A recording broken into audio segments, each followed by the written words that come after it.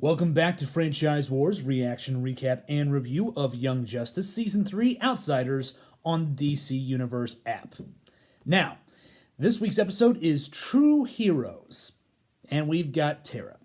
Now, you see, this episode starts off on Halloween night, and yes, they do lean into their tradition of making the Halloween episodes a little bit more creepy and scary in some areas. But the bulk of this episode is mostly just an actual adventure to go and rescue Terra. Early on in the episode, we see the young outsiders getting ready to go to a high school, Halloween party. And then Dick's like, hey, no, we're going to go rescue your sister, Brion. Brion's like, yes, I will burn the makeup off my face because I'm ready to go. And Halo wants to go, but because Vic's still, like evil cyborg sometimes, she has to stay behind. Now, this leads immediately into our next scene, which shows Forager figuring out that maybe he and Bioship get along a little bit too well. I don't know, it's just kind of funny. Using the rotation of the Earth, the bioship should reach Greater Bialia within the hour. May Forager drive? Forager lives inside Bioship. Forager and Bioship have a good relationship. Well, that's great, but... Okay, sure, you drive. What do we know and how do we What they know and how they know it is actually mostly just a wrap-up of the season's events so far. Nightwing, without giving too much away, reveals that, yes, they have information that Terra was on Santa Prisca. That's the thing that Batman discovered. Again, doesn't mention Batman because they don't want to give that away, but then he mentions that also that Beast Boy, back in that Monkey Madness episode or whatever, figured out that, Granny Goodness is trying to help take over the world with metahumans and stuff like that. So compiling both those informations together, they figured out what they need to do to go and rescue Terra. She's apparently somewhere in Bialia, and if they show up, they can rescue her. Black Lightning points out that since Dick mentioned that the entire Justice League as well is actually operating to shut down these little metahuman havens, that does imply they're working with the League, right? And then he's like, no, we're not working with the League. No. Cut back to the kids back at the house, where Dr. Helga Jace is trying to help calm down Halo, who apparently for the first time is experiencing the existential fear of knowing that a loved one is in danger, which is kind of cute. However, as they're trying to calm her down by brushing her hair, they start talking about hormones and then other things, and, well, this is where the horror movie part comes in. To be expected. After all, you are a teenager, full of teenage hormones. These new feelings you have for Brio will affect your natural body chemistry. Will make you want to... I know I said pretend I'm not here, but I am here. So you can behave like a mature adult, Victor. While it is troubled, vulnerable. I doubt the mother box that helped create you was designed to... Oh no, shouldn't have said vulnerable. Shouldn't have said vulnerable. Yeah, so Father Box is awake. That's not good. Cut back to Bialia, where the team is getting ready to actually infiltrate the system. Dick sends in a little beetle to go ahead and review everything. They see that actually Simon, Martian's old enemy for the mental powers, he's there along with several other villains who have their own, team codenamed Onslaught or something like that, and they're going to apparently be the ones they have to face. And then we also see that this isn't just a metahuman, resource center. This is a full-on fight club, where everyone wears Court of Owls masks, but they don't say anything about that, so I'll just go ahead and show you the two people who are going to be fighting in this fight club. welcome. I am your host, Mr. Bliss. And these are our first items of forbid. In this corner, Holocaust. Hey!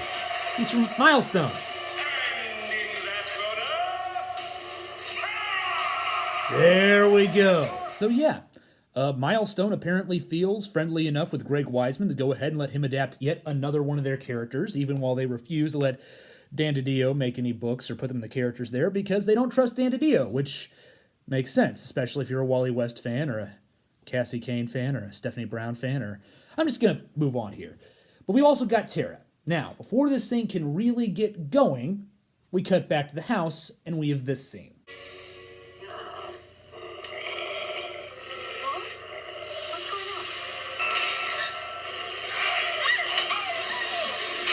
Oh, no, not Wolf.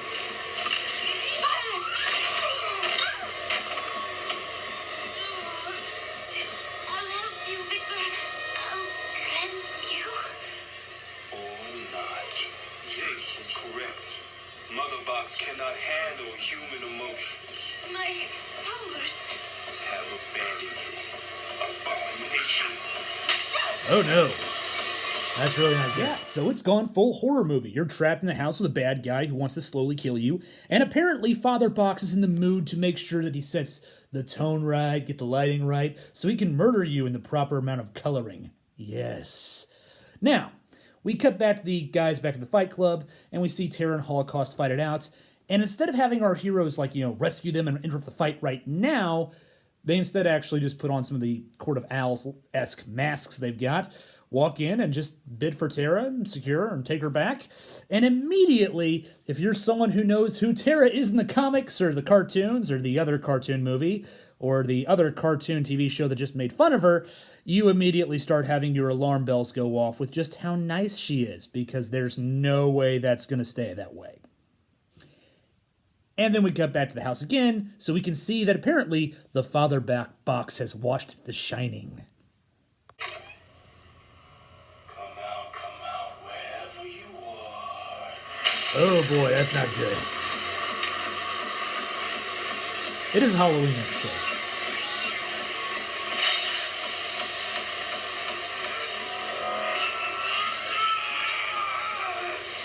Violet, go! I'll hold off Father Box as long as I can. Victor, please! Run! Okay, go Vic. Victor! No more reprieves, Mother Box. I'm coming for you. No, Father Box. You are hurting Victor. He needs me. I may not understand all my new emotions, but helping those in need, that a Mother Box understands. Oh no. You can't help him.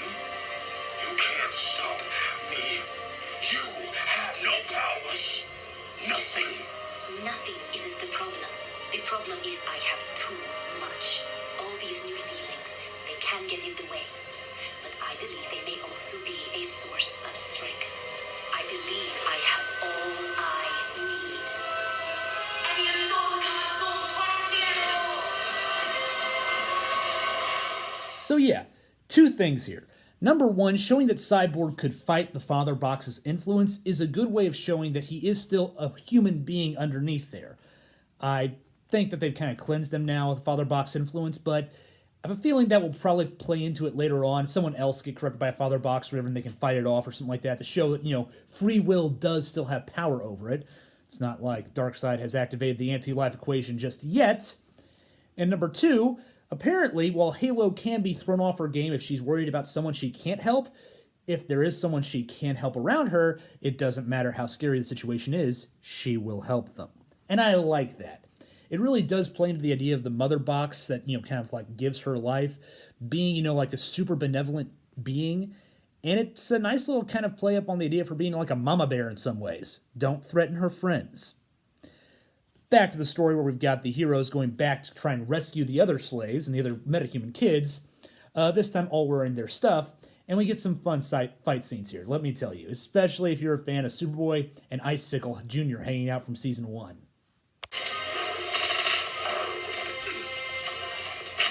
That mask doesn't fool me. I know it's you, Superboy. Hey, Junior. Good to see you.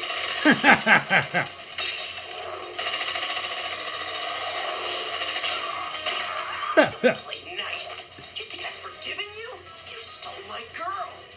I mean, sure, I didn't know she was Miss Martian, but I was totally into her and you knew that. Yeah, but I was into her first. I just hadn't figured it out until you helped bring us together. I know you for that. Hey, we're engaged now. Dude, congratulations! No, really, that's awesome. I always thought you guys made a great couple. Maybe that means there's hope for me too. Best frenemies, and it's just delicious. Now, we also get one other cool part of the fight scene. There's some other stuff here that's pretty cool. Just go ahead and watch the episode. But once again, someone decides to let Black Lightning in on the fact that I'm ready to take whatever you can, which is like the worst possible thing you can say to Black Lightning. You coming? Got in the middle of this. I can take anything you throw at me. Don't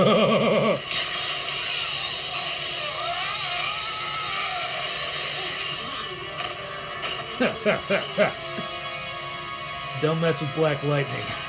So everybody makes it back to the house, and it's a nice little warm, fuzzy feelings ending for this half-season kind of finale or quarter-season finale, whatever. I just want there to be more seasons kind of at this point. And everybody's kind of getting along and being pretty happy. I mean, Cyborg's like, hey, Father Box is gone. I've now got, like, red lines all over me, proving that I am free of my own will. Terra is talking to Dr. Jace and still being just a little bit too nice. I do not trust Terra at all. And at the same time, we've got stuff like, Geoforce admitting that Halo's his girlfriend, which makes her float, which is, just downright cute. And in the background, we see that Helga Jace, the doctor, has picked up the little brush she was using on Halo's hair for some reason and stored it away for later. So that's going to be something. There's no way that's not something. And then, because this is a Greg Weisman show and he knows his audience already knows the trick with Terra, we end on this.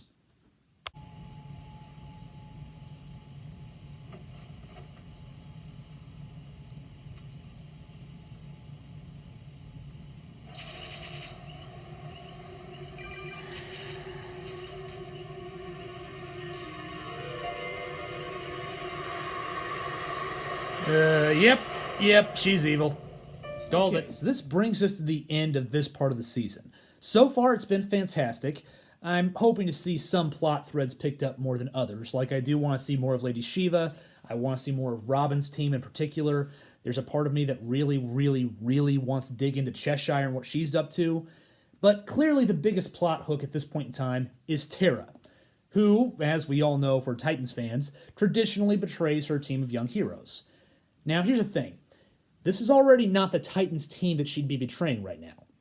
And number two, this is Greg Weisman. And Greg Weisman does not go with the most predictable pattern. Like, he tends to throw some curveballs in there. Something is going to happen with this whole Terra thing. It's going to change the book a little bit. I've heard some people say that maybe Dr. Jace is going to turn out to be another traitor as well, kind of supplementing Terra's evil. But there's a part of me that kind of feels that someone might confront her early on her treason, and we might get, like, a little bit more of an interpersonal warfare thing going on here. And Terra, because she is Geoforce's actual full-blown sister and raised as a princess, and because everything we've seen of that family implies they had a good family life before tragedy struck, I'm thinking there's going to be a little bit more to her, like, evil turn. Probably some kind of brainwashing or something like that. I just kind of feel that because Deathstroke did imply that she was out with Granny Goodness for a while. And because I wouldn't be surprised if the way Greg Weisman handles Terra here is he actually has her become a good guy after being a bad guy. I mean, they've already done something like that, and it just might be more fun to see them do that and go ahead and bring in kind of the other versions of Terra that people like to read about, like Atlee, the black-haired one who hung out with Power Girl, or maybe even Terra 2, who was supposed to be basically just Terra, but, like, back from the dead and good. If you like this episode, feel free to like, share, and subscribe. And there will be an episode later that'll deal with my own little theories and hoped-for subplots in the next season. Thanks for watching. Goodbye.